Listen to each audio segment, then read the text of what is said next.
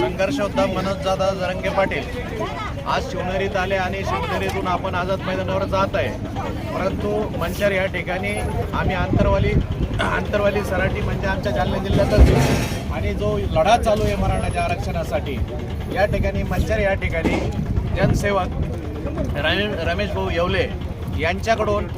आम्हा सर्व मराठा बांधवांना या ठिकाणी एकदम मस्त बदामचा शिरा दिला आणि आम्हाला घरी सुद्धा खायला भेटत नाही अशी व्यवस्था रमेश भाऊ येवलेकर यांनी केली जनसेवक। तर त्यांचा सुद्धा सकल मराठा समाज जालना जिल्हा वतीनं आम्ही धन्यवाद व्यक्त करतो आणि आम्ही आता पुढे निघतो आणि आपणही सुद्धा मोठ्या संख्येनं मुंबईत आझाद मैदानावर या लढ्याला आरक्षणाच्या लढाईत सहभाग घेण्यासाठी यावा आपल्यालाही अशी विनंती करतो। कुठे जायचं एक मराठा